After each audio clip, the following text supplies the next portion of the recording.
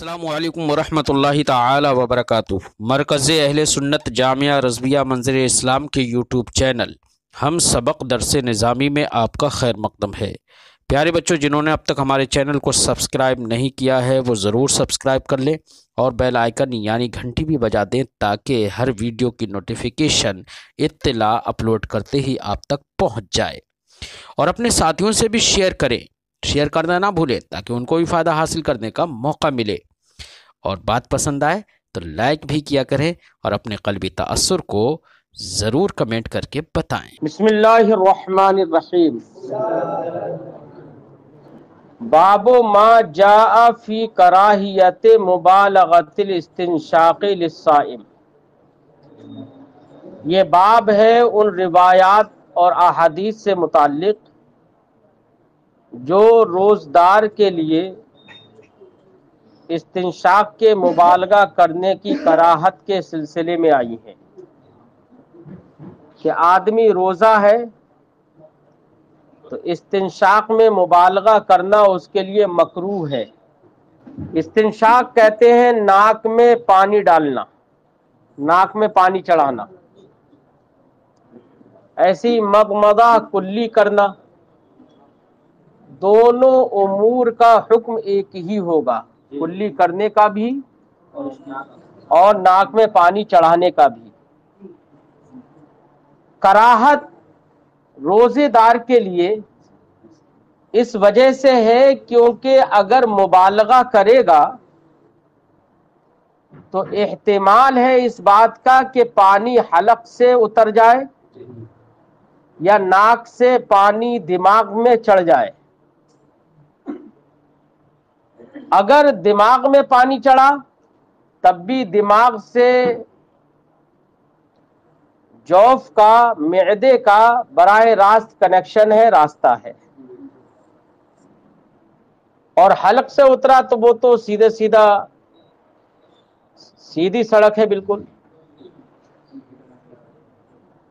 ہے نا۔ تو روزہ ٹوٹنے کا اندیشہ ہے مبالغہ کرنے میں، اس لیے روزدار کے لیے استنشاق اور مغمضہ یعنی کلی اور ناک میں پانی چڑھانے میں مبالغہ کرنا یہ مکروہ ہے۔ بعض ائمہ نے یہ کہا کہ اگر غیر اختیاری طور پر ناک میں پانی چڑھایا تھا یا کلی کر رہا تھا اور غیر اختیاری طور پر پانی اتر گیا تو بعض ائمہ اس بات کے قائل ہیں کہ روزہ نہیں ٹوٹے گا،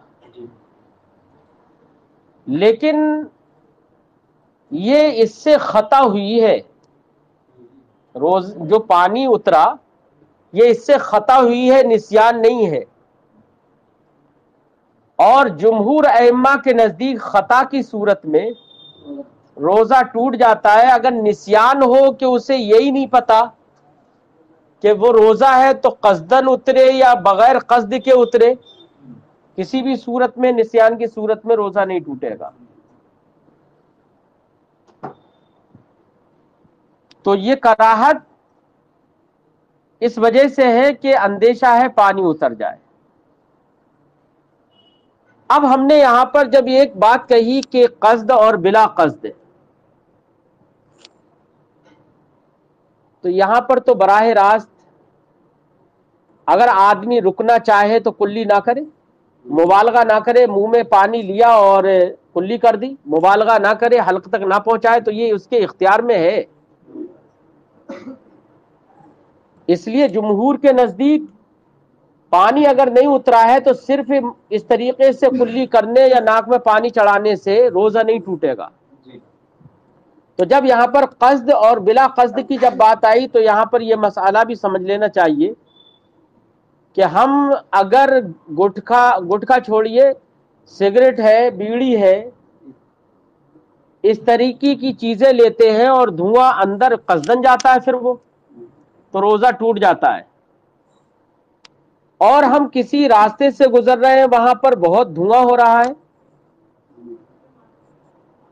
یا دھونی لگ رہی ہے، تو وہاں پر خوشبو بھی ہے، اس دھونی میں دھواں بھی ہے۔ اب ایسی جگہ سے ہم گزر رہے ہیں تو ایسا بڑا مشکل ہے کہ کافی دیر تک سانس روکے رہیں، یہ تو مشکل مسئلہ ہے۔ اس لیے اگر وہاں پر سانس لی اور وہ دھواں منہ میں چلا گیا، حلق سے اتر گیا، تو اس سے روزہ نہیں ٹوٹے گا، کیونکہ بندے کو اس میں اپنا اختیار نہیں ہے۔ لہذا دھواں اگر منہ میں قصدن لیا تو روزہ ٹوٹ گیا۔ قصدن کا مطلب جیسے سگریٹ پی لیا، بیڑی پی لی، اور بلا قصد ہے، داخل تو ہوا لیکن ادخال نہیں ہوا، اس نے وہ داخل نہیں کرنا چاہ رہا تھا، ادخال نہیں ہے، لیکن دخول پا لیا گیا دھواں کا، تو ایسی صورت میں روزہ نہیں ٹوٹے گا۔ جیسے کہ ہم نے مثال دی، راستے میں گزر رہے اور دھواں ہے اور وہ پھر چلا گیا۔ اصل مسئلہ یہاں پر اور ایک سمجھنا چاہیے، وہ یہ کہ طبعی طور پر جوف میں جو چیز جاتی ہے، جس راستے سے جاتی ہے، مثلا دماغ پہ چڑھ جائے اور دماغ سے پھر جوف سے اترے گی۔ اس لیے ہمارے فقہاء نے دو طریقے سے روزہ ٹوٹنے کا حکم دیا اور کہا کہ اگر کسی نے منہ سے کھایا یا پیا تب بھی روزہ ٹوٹے گا، کیونکہ جوف میں جائے گا، یا پھندا لگا اور دماغ پہ چڑھ گیا پانی تب بھی روزہ ٹوٹے گا دماغ پہ پہنچنے، کیونکہ اس کا بھی تعلق براہ راست جوف سے۔ تو براہ راست جوف تک پہنچنے کا جو راستہ ہے، اس کے ذریعے سے اگر کوئی چیز ہمارے جوف میں پہنچ رہی ہے یا پہنچنے کی دلیل بن جائے تب تو روزہ ٹوٹے گا۔ اور اگر مسامع بدن سے کوئی چیز ہمارے جسم کے اندر گئی تو ہمارے فقہاء نے صراحت کر دی ہے، چاہے کسی بھی کتاب کو اٹھا کر دیکھیے، ہمارے فقہاء نے اس بات کی صراحت کی ہے کہ مسامع بدن سے کوئی چیز اگر اندر پہنچ جاتی ہے تو اس سے روزہ نہیں ٹوٹتا۔ لہذا بار بار لوگ اس طرح کا بھی سوال کرتے ہیں کہ انجیکشن لگوایا روزے کی حالت میں کہ روزہ ٹوٹے گا یا نہیں؟ تو اس سے ایک بات یہ سمجھ میں آ گئی کہ انجیکشن چاہے رگ میں لگے چاہے گوشت میں لگے، انجیکشن کی جو بھی دوا ہے وہ پیٹ تک براہ راست کسی منفذ کے ذریعے سے نہیں پہنچتی، وہ مسامع بدن کے ذریعے ہی سے پورے جسم کے اندر سرایت کرتی ہے۔ لہذا اگر پہنچتی ضرور ہے، ایسا نہیں ہے کہ پہنچتی نہیں ہے، بدن کے اندر خون جاری رہتا ہے، تو مسامع بدن کے ذریعے سے وہ دوا کچھ منٹ ہی کے اندر پورے بدن میں پہنچ جاتی ہے۔ اب اگر جوف تک بھی پہنچی وہ تو اس سے روزہ نہیں ٹوٹے گا، لہذا انجیکشن لگوا لیا تو اس سے روزہ نہیں ٹوٹے گا۔ اب اگر کسی شخص نے ایسا انجیکشن لگوا لیا کہ جس سے بھوک ہی نہ لگے، ایسے بھی سنا گیا ہے کہ ایسے بھی کچھ دوائیاں ایسی بھی آتی ہے کہ انجیکشن لگوا لیا جائے تو بھوک ہی نہیں لگے گی، کھانے پینے کا احساس ہی نہیں ہوگا،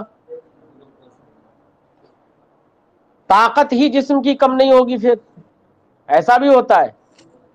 تو بیٹا چاہے گلوکوز چڑھوائے یا کوئی اور چیز، چاہے اس سے بھوک لگے یا نہ لگے، سب کا حکم یہی ہوگا کہ روزہ نہیں ٹوٹے گا۔ لیکن ہاں ایسا کرنا اس کے لیے اچھا تو نہیں ہوگا، کیونکہ روزہ کی جو فضیلتیں ہیں وہ اسی وجہ سے کہ اللہ کے لیے وہ بھوکا رہ رہا ہے، پیاسا رہ رہا ہے، نفس جو کہ اللہ کا دشمن ہے، انسان کا بھی دشمن ہے، اس کو مغلوب کرنے کے لیے، شہوت کو توڑنے کے لیے۔ ظاہر بات ہے کہ جب بھوک پیاس کا احساس ہی نہیں ہوگا تو ایسی صورت میں روزہ رکھنے کا جو مقصد ہے ممکن ہے وہ بھی فوت ہو جائے۔ اس لیے ایسے کام تو نہیں کرنا چاہیے، لیکن اگر کسی نے کر لیا تو روزہ نہیں ٹوٹے گا، کیونکہ جو دوا ہے یا گلوکوز ہے وہ جو پہنچا ہے وہ مسام بدن کے ذریعے پہنچا، براہ راست کسی منفذ سے نہیں پہنچا ہے۔ باب ما جاء فی کراہیت مبالغۃ الاستنشاق للصائم، یہ باب ہے ان روایات سے متعلق جو اس سلسلے میں آئی ہے کہ روزدار کے لیے استنشاق یعنی ناک میں پانی ڈالنے میں مبالغہ کرنا مکروہ ہے۔ حدثنا عبد الوہاب الوراق و ابو عمار، ہم سے حدیث بیان کی عبد الوہاب وراق نے اور ابو عمار نے، قال دونوں نے کہا، حدثنا یحیی ابن سلیم، ہم سے حدیث بیان کی یحییٰ ابن سلیم نے، قال انہوں نے کہا، حدثنی اسماعیل ابن کثیر، مجھ سے حدیث بیان کی اسماعیل ابن کثیر نے، قال انہوں نے کہا، سمعت عاصم ابن لقیط ابن صبرہ، میں نے عاصم ابن لقیط بن صبرہ سے سنا، وہ روایت کرتے ہیں عن ابی، اپنے والد لقیط بن صبرہ سے، قال انہوں نے کہا، قلت یا رسول اللہ، میں نے عرض کی یا رسول اللہ، اخبرنی عن الوضوء، مجھے وضو کے آداب بتا دیجئے۔ قال، سرکار نے ارشاد فرمایا، اسبغ الوضوء، وضو کو مکمل کرو، اسباغ کرو وضو کرنے میں، یعنی سنت اور استحباب کے طریقے پر وضو کرو۔ وخلل بین الاصابع، اور انگلیوں کے درمیان خلال بھی کرو، انگلیوں میں انگلیاں بھیگی ہوئی ڈال کے اس طریقے سے تاکہ جو اندیشہ ہے خشک ہونے کا کہ کہیں کوئی جگہ خشک رہ گئی ہو انگلیوں کی گھائیوں میں، وہ اندیشہ ختم ہو جائے۔ تو سرکار نے فرمایا خلل بین الاصابع، انگلیوں کے مابین خلال کرو، وبالغ فی الاستنشاق، اور ناک میں پانی ڈالنے میں مبالغہ کرو۔ اب یہاں پر مبالغہ کرو آگے استثناء موجود ہے، الا ان تکون صائمہ، مگر یہ کہ تم روزے دار ہو، روزے دار ہو تو اس وقت مبالغہ نہیں کرنا ہے۔ اسی جملے سے عنوان باب سے حدیث کو مطابقت حاصل ہے۔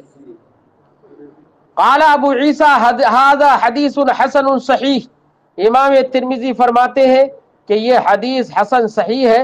وقد کرہ اہل العلم السعوط للصائم، اور اہل علم نے روزدار کے لیے ناک میں دوا ڈالنا، سعوط کہتے ہیں ناک میں دوا ڈالنے کو، اہل علم نے روزدار کے لیے ناک میں دوا ڈالنا یہ مکروہ قرار دیا، ناک میں دوا ڈالنا۔ کیوں؟ اس لیے کہ ناک سے کافی حد تک اندیشہ یہ ہے کہ وہ اوپر چڑھ جائے، اور اوپر چڑھی تو روزہ ٹوٹ جائے گا۔ تو اسی حدیث سے ہی اس مسئلے کا استنباط کیا جا سکتا ہے، اس لیے امام ترمذی نے اس کو ذکر کر دیا۔ وَرَأَوْا أَنَّ ذَلِكَ يُفْطِرُ، اور ان ائمہ نے یہ کہا، یہ خیال کیا، یہ جانا کہ یہ دوا چڑھانا ناک میں یہ اس کا روزہ توڑ دے گی۔ وفی الحدیث ما یقوی قولہم، حدیث میں وہ بات موجود ہے جو ان کے اس قول کو تقویت دیتی ہے، کیونکہ سرکار نے روزدار کے لیے ناک میں پانی ڈالنے میں مبالغہ کرنے سے منع فرمایا۔ باب ما جاء فی من نزل بقوم فلا یصوم الا باذنہم، یہ باب ہے اس شخص کے سلسلے میں جو کسی قوم پر مہمان بن کر آیا، فلا یصوم الا باذنی، تو الا باذنہم، تو وہاں پر نفلی روزہ نہ رکھے مگر ان کی اجازت سے۔ مہمان بن کر گیا اور مہمانی میں وہاں پر نفلی روزہ رکھنے کا ارادہ کر لیا، اس نے نفلی روزہ رکھوں گا، چاہے اپنے گھر پہ نہ رکھتا ہو۔ ایک تو یہ اگر ایسی نیت ہے تو ویسی ہی ریاکاری میں یہ آ جائے گا جو کہ حرام ہے، اور اگر یہ نیت نہیں ہے، مثلا اپنے گھر پر روزہ رکھتا تھا اور ایسے ہی ایام میں جن میں وہ روزہ رکھتا تھا مہمانی میں پہنچ گیا اب وہاں پر بھی روزہ رکھے. تو نفلی روزہ کے بارے میں ہمارے فقہا نے فرمایا اور حدیث پاک کے اندر بھی حدیث پاک سے استدلال کیا کہ نفلی روزہ کسی کے گھر پر مہمانی میں جا کر اس کی اجازت کے بغیر نہ رکھے، کیونکہ گھر والوں کی اجازت کے بغیر اگر آپ نفلی روزہ رکھیں گے تو زیادہ تر اندیشہ یہ ہے، دو باتوں کا اندیشہ ہے، یا تو آپ سحری کھائیں گے یا نہیں کھائیں گے.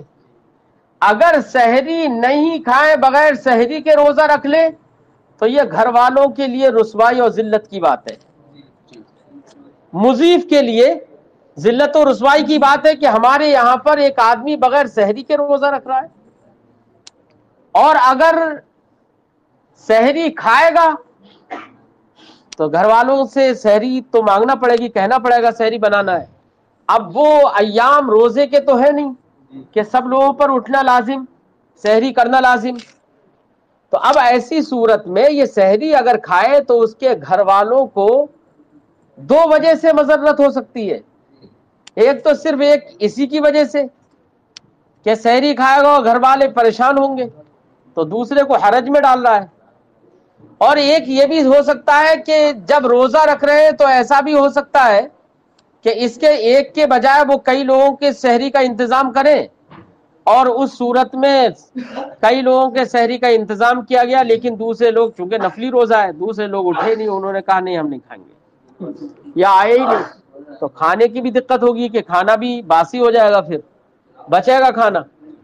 تو اس طرح سے یا تو دونوں صورتوں میں گھر والوں کے لیے یا تو ضرر ہے یا ذلت و رسوائی ہے، اس لیے ان کی اجازت کے بغیر شریعت مطہرہ نے حکم دیا کہ نفلی روزہ نہ رکھے. باب ما جاء فی من نزل بقوم فلا یصوم الا باذنهم، یہ باب ہے ان روایات سے متعلق جو اس شخص کے سلسلے میں آئی ہیں جو کسی قوم پر اترا ہو، مہمان بن کر آیا ہو، فلا یصوم الا باذنی، تو وہ ان کے اجازت کے بغیر روزہ نہ رکھے.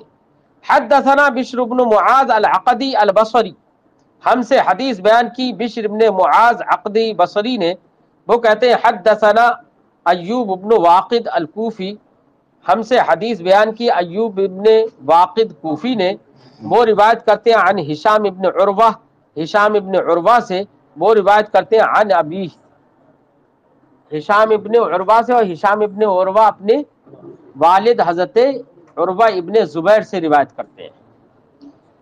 عن عائشہ، اور حضرت عروہ ابن زبیر حضرت عائشہ صدیقہ رضی اللہ تعالی عنہا سے روایت کرتے ہیں قالت،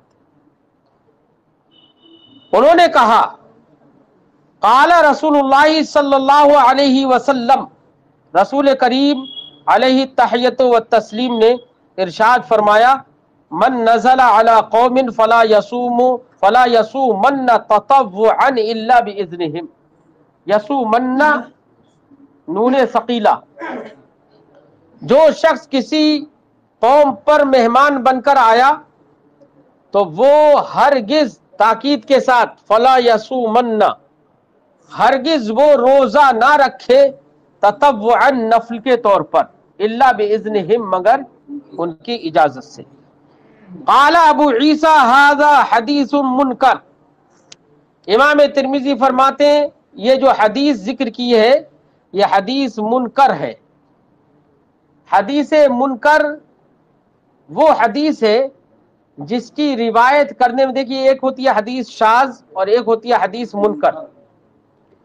دونوں حدیثوں کا مفہوم ابتداً ایک ہے کہ جس حدیث کی روایت کرنے میں کوئی راوی منفرد ہو تو وہ حدیث شاذ ہے، منفرد ہو وہ شاذ ہے.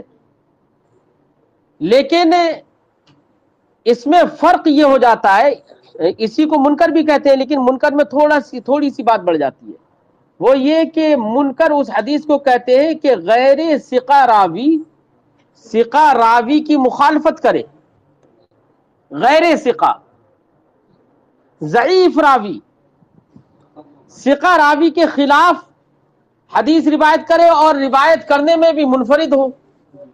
تو اب اسی حدیث کو منکر کہتے ہیں. تو منکر اور شاذ میں فرق سمجھ میں آیا؟ شاذ میں کیا ہوتا ہے کہ ثقہ کی مخالفت کرتا ہے، اور یہاں پر غیر ثقہ یعنی ضعیف راوی ثقہ کی مخالفت کرے تو منکر ہے.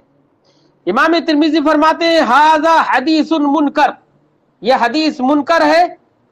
تو منکر ہے تو تفرد تو ہوگا ہی، ہے نا، اور دوسری یہ کہ روایت کرنے والا ضعیف بھی ہوگا. تو امام ترمذی دونوں کو ذکر کر رہے ہیں، دونوں باتوں کو. فرماتے ہیں لا نعرف احد من الثقات روا هذا الحديث عن هشام بن عروہ، ہم نے ثقہ راویوں میں سے کسی کو نہ جانا کہ جس نے اس حدیث کو ہشام ابن عروہ سے روایت کیا ہو. تو اس کا مطلب اس حدیث کی روایت کرنے والے ہشام ابن عروہ سے روایت کرنے والے جو ہے وہ ایوب ابن واقد کوفی ہیں، ہے نا. تو یہی اکیلے ہوئے، اس کا مطلب تو تفرد ہو گیا نا. اور پھر روایت کرنے والا منفرد بھی ہو اور پھر ضعیف بھی ہو، تبھی تو حدیث منکر ہوگی. امام ترمذی بتاتے ہیں کہ ہم نے ثقات میں سے کسی کو نہیں دیکھا کہ اس حدیث کی روایت عن ہشام ابن عروہ اس طریقے سے کی ہو کسی نے.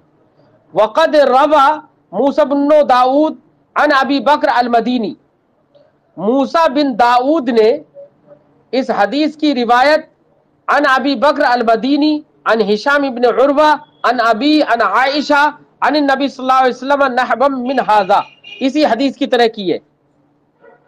وھذا حدیث ضعیف، اور یہ حدیث کیا ہے؟ ضعیف ہے. ھذا حدیث ضعیف ایذن ابو بکر ضعیف، اس میں راوی جو ابو بکر ہے وہ ضعیف ہے. عند اہل الحدیث، اہل حدیث کے نزدیک. اب دیکھیے ابو بکر اس روایت میں دیکھو کون سے آئے، عن ابی بکر المدینی عن ہشام ابن عروہ. کہتے ہیں کہ ابو بکر ضعیف عند اہل الحدیث، ابو بکر اہل حدیث کے نزدیک ضعیف ہے. وابو بکر المدینی الذی روى عن جابر بن عبداللہ اسمہ الفضل بن مبشر وہو اوثق من ھذا واقدم. اصل میں امام ترمذی یہ بتانا چاہ رہے ہیں، ایک تو حدیث یہاں پر ابو بکر مدینی نے روایت کی ہے ہشام ابن عروہ عن ابی عن عائشہ عن النبی، ہشام ابن عروہ سے.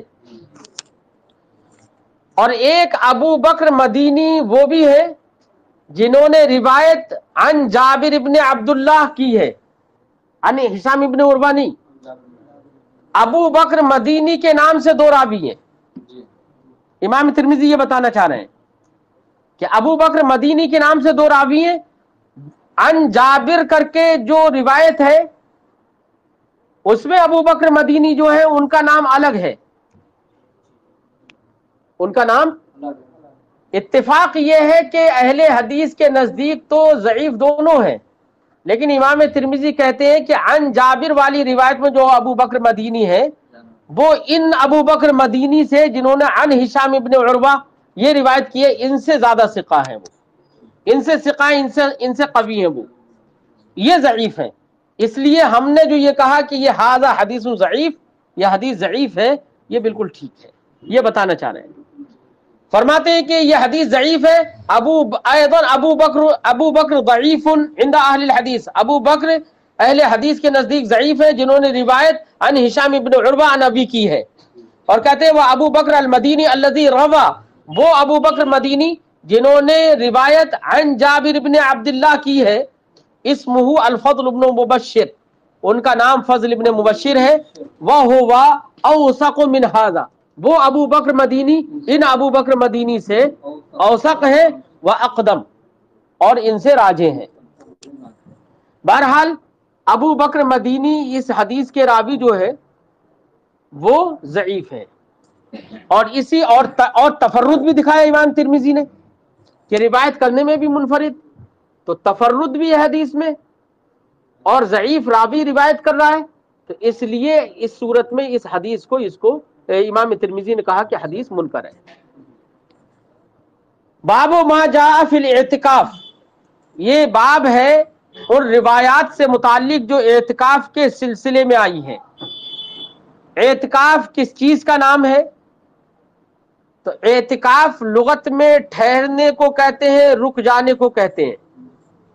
اصطلاح شریعت میں اعتکاف نام ہے مسجد میں اللہ کے ذکر کے لیے ٹھہر جانا، رک جانا۔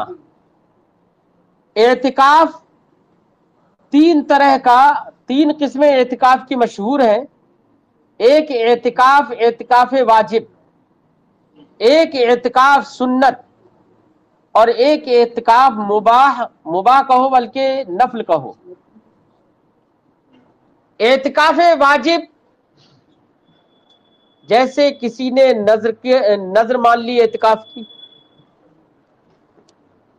نظر ہی مان لی اعتکاف کی، تو وہ اس کو اعتکاف کرنا واجب ہوتا ہے۔ وَلْيُوفُوا نُذُورَهُمْ، چاہیے کہ اپنی نظریں پوری کریں، تو امر موجود ہے اس کے لیے تو کہ نظر پوری کرے، تو وہ اعتکاف واجب ہو جائے گا۔ اعتکاف سنت جیسے کہ ماہ رمضان میں 20ویں روزے سے آخری روزے تک، شوال کے چاند دیکھنے تک جو اعتکاف ہوتا ہے وہ اعتکاف سنت ہوتا ہے۔ سنت مؤکدہ کفایہ ہوتا ہے، یعنی شہر کی ایک مسجد میں بھی ایک آدمی نے اگر اعتکاف کر لیا تو پورے شہر والے اس سے بری الذمہ ہو جاتے ہیں۔ تو شہر میں اگر ایک آدمی نے بھی اعتکاف کر لیا تو سنت مؤکدہ کفایہ ادا ہو گئی، سب بری الذمہ ہو جائیں گے۔ ہر محلے والوں کے لیے اعتکاف کرنا، ہر مسجد میں اعتکاف کرنا یہ لازم نہیں ہے۔ یہ اعتکاف سنت ہوا۔ اعتکاف چاہے واجب ہو یا اعتکاف سنت ہو، دونوں کے لیے روزہ شرط ہے۔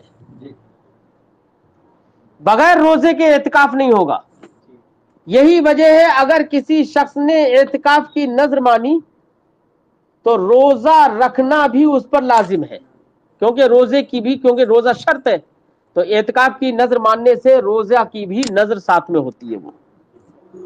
اسی لیے اگر کسی شخص نے اعتکاف کی نذر مانی، 30 دن کی نذر مانی، تو پھر وہ ماہ رمضان میں اعتکاف نہیں کر سکتا۔ کیوں؟ اس لیے کہ ماہ رمضان کے روزے تو ویسے ہی اس پر واجب ہے، اور اعتکاف کی جب نذر مانی اور پورے 30 دن کی نذر مانی ہے، تو اب ایسی صورت میں پورے 30 دن کے روزے اعتکاف کے ساتھ اس پر واجب ہو گئے، گویا کہ اس نے اعتکاف کی روزوں کی بھی گویا کہ نذر مان لی۔ اس لیے ماہ رمضان کے علاوہ دوسرے دنوں ہی میں روزہ رکھ کر، نفلی روزہ رکھ کر وہ اعتکاف کرے گا۔ پہلے عشرے میں اعتکاف کرے گا تو پہلے عشرے میں اعتکاف کرے، کوئی حرج نہیں ہے۔ نظر مانی ہے تو وہ تو پھر تو اسی کی نظر معین ہو گئی نا۔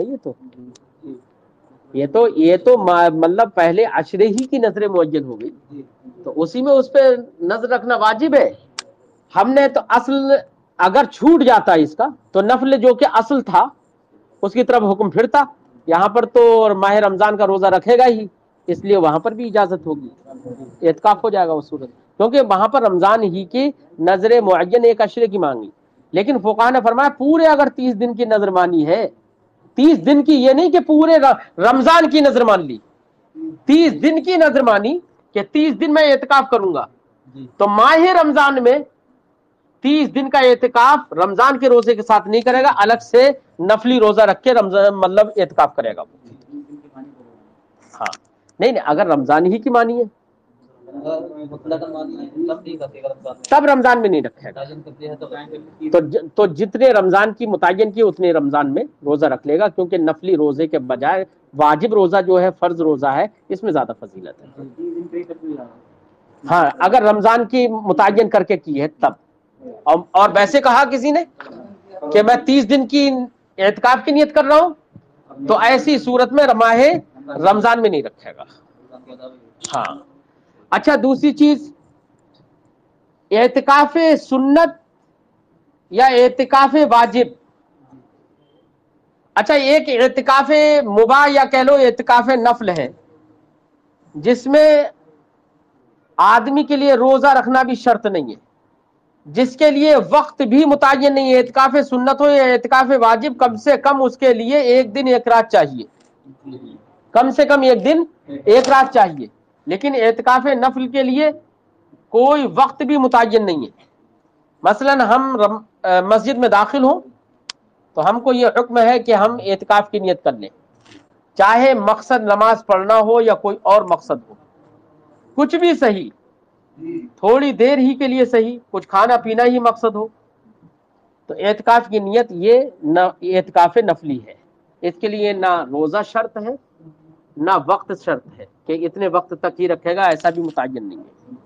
ये एतिकाफ नफल कहलाता है। मसला यहाँ पर एतिकाफ का ये है कि माह रमजान में एतिकाफ होता है। नबी करीम सल्लल्लाहु अलैहि वसल्लम माह रमजान में एतिकाफ फरमाते थे। 20 में रोजे यानी आखिरी अशरे में एतिकाफ फरमाते थे। उसकी बिना पर एतिकाफ सुन्नत मुअक्कदा किफाया का सबूत होता है। नबी करीम सल्लल्लाहु अलैहि वसल्लम की आदत भी थी। लेकिन एतिकाफ का आगाज फज्र से होगा या गुरूब आफताब के बाद से होगा, इस सिलसिले में अइम्मा का इख्तिलाफ है। कुछ अइम्मा इस बात की तरफ गए कि फज्र की नमाज पढ़कर फारिग होकर एतिकाफ करे, और जुमहूर अइम्मा इस बात की तरफ गए कि गुरूब आफताब के बाद से एतिकाफ का आगाज होगा। ये थोड़ा इख्तिलाफ है। इमाम तिरमिजी जो बाब के तहत हदीसें जिक्र करेंगे, जुमहूर का मजहब उससे बिल्कुल वाज़े होता है कि नबी करीम सल्लल्लाहु अलैहि वसल्लम गुरूब आफताब के बाद से एतिकाफ का आगाज फरमाते।